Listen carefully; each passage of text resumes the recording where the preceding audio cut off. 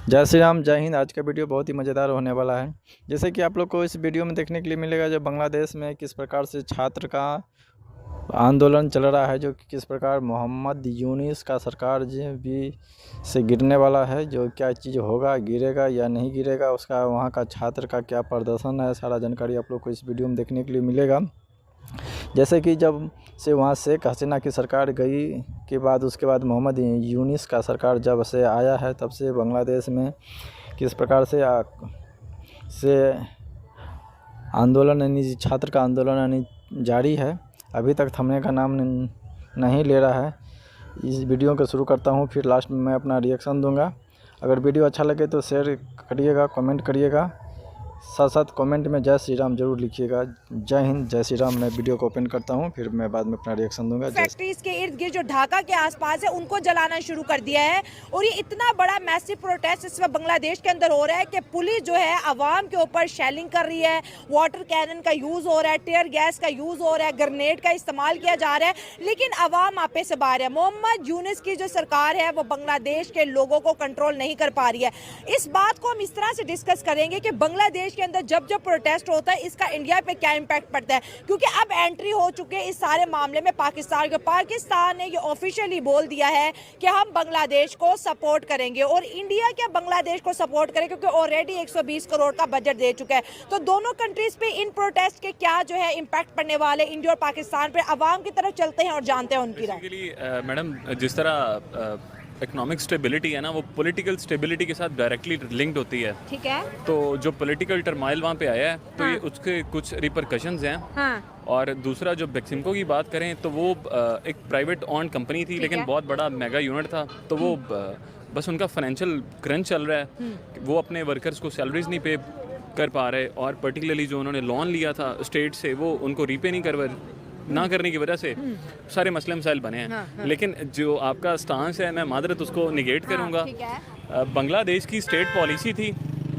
जब 1971 में वो इंडिपेंडेंस उन्होंने ली, तो जूट उनका था ना मेजर एक्सपोर्ट था। ठीक हो गया। तो उन्होंने with the passage of time realise किया कि कमिंग डेज में या कमिंग ईयर्स में जूट की इम्पोर्टेंस उतनी नहीं रहेगी।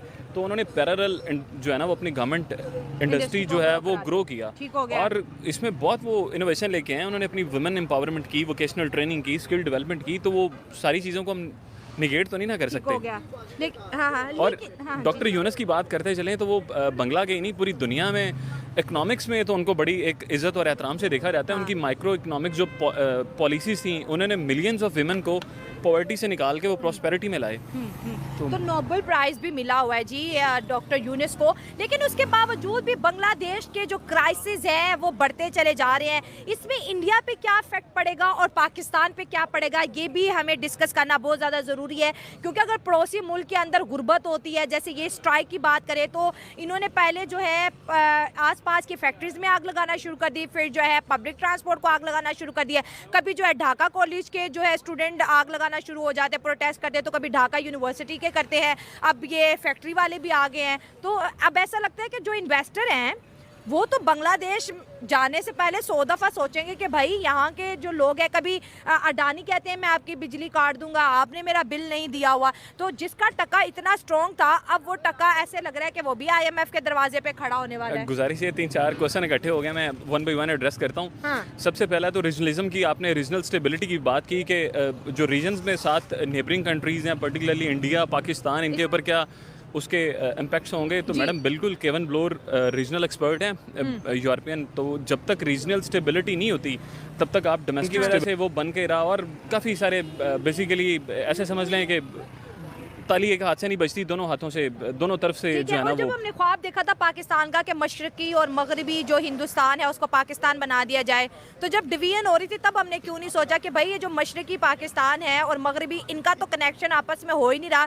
बीच में इंडिया लिंक कर रहा है। ये ख्वाब जी बिल्कुल 1930 का इलाहाबाद एड्रेस इलामा इकबाल का उठा लें, या जितनी भी इनकी रिपोर्ट्स थी, जो कायदे-आज़म भी फेडरल स्टेट चाहते थे, फेडरेशन यही था। लेकिन आप भी देखें ना मैडम, जब इतनी जियोग्राफिकली प्रॉक्सिमिटी नहीं है, इतना बड़ा डिस्टेंस है, तो बड़ा मुश्किल था।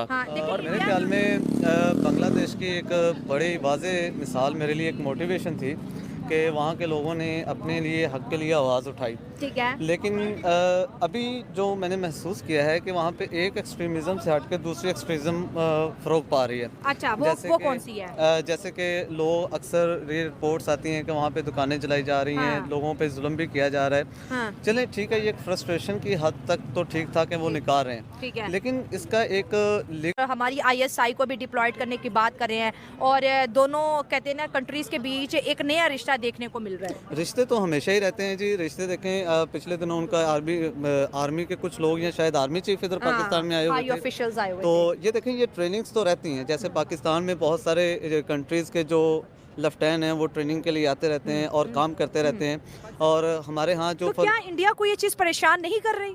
करेगी, कुछ हद तक तो करेगी, लेकिन इंडिया की बड़ी इन्वेस्टमेंट रही है बांग्लादेश में। तो इन्वेस्टमेंट तो रही है, इन्वेस्टमेंट्स डूबती भी रहती हैं बहुत सारे कंट्रीज़ में, हाँ। लेकिन बात यही है कि हालात उधर की आवाम और उधर की सरकार ने खुद ही बेहतर इस्लाहात अपनी आवाम के लिए करके अभी जब पाकिस्तान किसी के साथ भी दोस्ती का हाथ बढ़ाता है तो इंडिया को बहुत बड़ा तकलीफ होता है। अच्छा। अभी अगर इंडिया को ये चीज़ निकाले ये जहन से हमारे जो दोस्त है वो हमारे साथ तो हमेशा कोल्ड वार करता है, सर्द वार करता है। हमारा जिधर दोस्त होता है वो उनके साथ वो फिर मिल जाता है। तो अगर इंडिया हमको छोड़ दे तो हम इंडिया को भी दोस्त बना लेते हैं। लेकिन अगर इंडिया हमें इसको छोड़ता नहीं है, हमें इसका हमेशा जो है ना पाकिस्तान को जिधर भी कोई अच्छा बात हो या कोई अच्छा दोस्त हो वो उधर पे जाकर वो करता है। इंडिया हमारे अच्छे दोस्त ले लेता, आप कह रहे हैं?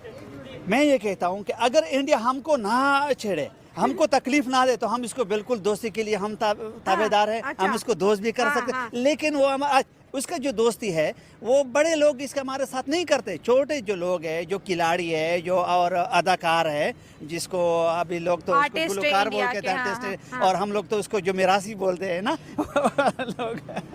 हाँ, तो क्या अच्छा, होता है? तो इन लोगों का हमारे साथ दोस्ती है। हाँ। लेकिन जो इसके आप कह रहे बड़े हैं लोग कि हैं, इंडियंस की दोस्ती पाकिस्तानियों के साथ है लेकिन उनकी हुकूमतों की नहीं है। उनकी हुकूमतों की नहीं। देखो तो होनी चाहिए।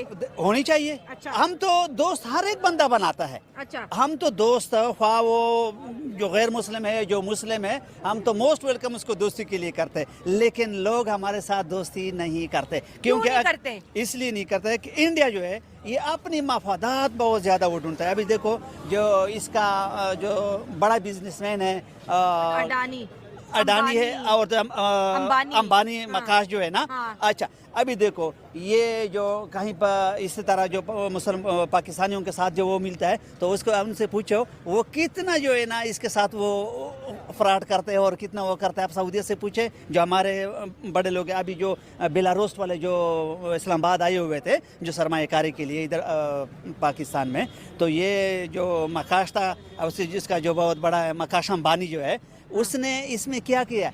क्या किया? आपको पता नहीं है? नहीं। अब आपको भी पता नहीं है। अच्छा, चलिए, आप ऑफ टॉपिक जाते हैं, इससे मेरा इंटरेस्ट नहीं है। मेरा सवाल ये है कि बांग्लादेश में लोग जो है सड़कों पे हैं, बांग्लादेश के फैक्ट्रियों को आग लगा रहे हैं, बांग्लादेश एक दफ़ा फिर से ये जल रहा है और हर हफ्ते वहाँ पे कोई ना कोई ऐसे जो है चीज़ें देखने को मिलती हैं कि भाई अवाम आ गई है, अवाम एग्रेसिव हो गई है, पुलिस आ गई, पुलिस ने जो है गैस का टीयर गैस का इस्तेमाल किया, ग्रेनेड के इस्तेमाल हो रहे हैं। ये यूनिस सरकार क्या कर रही है? और वो कह रहे हैं हमें नौकरियाँ दो, हमें भूख है, हमें रोटी चाहिए, हमें काम चाहिए। 170 के करीब फैक्ट्रीज बंद हो रही हैं बांग्लादेश में, 40,000 लोग बेरोजगार हैं और मजीद बेरोजगारी बढ़ रही है वहाँ पे। देखो ना, अभी जब से बांग्लादेश बना हुआ है ना 1971 में, तो ये तो बेरोजगारी तो उसको उधर से चल रही है। गेम थी ना, एक हम प्लूरल सोसाइटी का क्याम लाएं और यही बंगला के लोगों से भी गुजारिश है कि बाकी बिल्कुल गलत है मैम, ऐसे नहीं होना चाहिए, एक्सट्रीमिज्म नहीं होनी चाहिए, किसी भी सोसाइटी में नहीं होनी चाहिए। तो आपको क्या लगता है कि यूनिस सरकार के जो रिलेशनशिप जिस तरह से पाकिस्तान के साथ बढ़ रहे हैं, जो कि हमारे लिए अच्छी बात भी है कि चलो हमारा मुल्क दोस्ती की तरफ जा रहा है, हम दुश्मन नहीं बना रहे, दोस्त बना रहे हैं, तो आपको क्या लगता है कि यूनिस सरकार के भी इंडिया से दोस्ती करेगा या फिर इंडिया की जो इकोनॉमिक पॉलिसीज़ हैं वो बांग्लादेश को मजबूर कर देगी कि वो दोबारा से इंडिया से दोस्ती करे या फिर उसी तरह से रिलेशनशिप को कंटिन्यू करे जैसे हसीना कर रही थी? क्योंकि बेरोजगारी तो बहुत तेज़ी से बढ़ी है बांग्लादेश में, 40,000 लोग तो रोड पर आ गए ऑलरेडी? गुजारिश ये है मैडम, जो स्टेट्स हैं ना वो इमोशंस पे नहीं चलती, अच्छा। स्टेट्स रैशनल अप्रोच पे चलती हाँ हैं। ठीक है। और आपको अपना घर चलाने के लिए ना आपकी इकोनॉमिक जो है ना स्टेबिलिटी वो बड़ी ज़रूरी होती ठीक है। है, तो जो हाँ। बांग्ला का इकोनॉमिक मामला है ना, उनकी इंडिया के साथ इंटीग्रेशन इतनी ज़्यादा है कि वो चाह के भी अपना रिलेशन नहीं छोड़ सकते।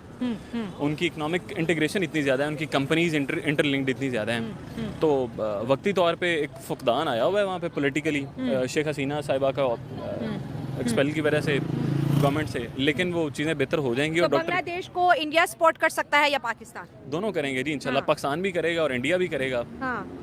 दोनों करेंगे इंशाल्लाह। और दोनों को कौन करेगा, इंडिया और पाकिस्तान को? क्योंकि हम भी तो चाहते हैं कि हमारे अंदर बायलैटरल टॉक का जो है एक प्रॉपर सिस्टम जो है डेवलप हो जाए और हम भी एक दूसरे से बात करें, वीज़ा प्रोसेसिंग को तेज़ करें, आईटी टेक्नोलॉजी जिस तरह इंडिया के जो प्रोग्राम है उस तरह से हमारे पास भी आ जाएं, तो वो सीन का आपको लग रहा है? अब देखें ना मैडम, पाकिस्तानियों का तो कहना है कि जब तक मोदी है तब तक नहीं हो सकता। मैडम हर चीज़ के पीछे मुहर्रकात हैं और लॉजिक्स है, मतलब मुहर्रकात हाँ है। जी। अच्छा, तो हाँ। इंशाल्लाह ताला चीज़ें बेहतर होंगी, हम दुआ करते हैं, दुआ ही हाँ। कर सकते हैं जी, हाँ। बेहतर हो जाएंगी इंशाल्लाह। ठीक है। इससे ज़्यादा तो मीडिया पे कुछ कह नहीं। बांग्लादेश हमारा दोस्त नहीं हो सकता, लेकिन खैर ये हम आवाम पे छोड़ते हैं। आपको आज के जय श्री राम, जय हिंद। जैसे कि आप लोग इस वीडियो में देखे हैं, बांग्लादेश में छात्र किस प्रकार से अभी भी आंदोलन कर रहा है। जब से मोहम्मद यूनुस का सरकार आया है तब से वहाँ पे बांग्लादेश का आर्थिक स्थिति किस प्रकार से दयनीय हो गया है और होने के लिए जो भी बचा है वह भी होने के लिए जा रहा है। किस प्रकार से वह वहाँ पे पब्लिक का किस प्रकार से परेशानियाँ झेल रहा है। लगता है जिस प्रकार से पाकिस्तान में वहाँ के पब्लिक की परेशानियाँ है, उसी प्रकार बांग्लादेश का भी हालात पाकिस्तान की तरह हो जाएगा ये छात्र की वजह से। छात्र का वहाँ का छात्र पता नहीं क्या चीज़ चाहते हैं, किस प्रकार का सरकार को लाना चाहता है। कितना अच्छा सरकार था वहाँ पे शेख हसीना, उसको हटाने के बाद फिर भी ये लोग आंदोलन करिए रहा है। जय श्री राम, जय हिंद। आप लोग को फिर मैं नेक्स्ट वीडियो में मिलूँगा, तब तक के लिए जय श्री राम, जय हिंद।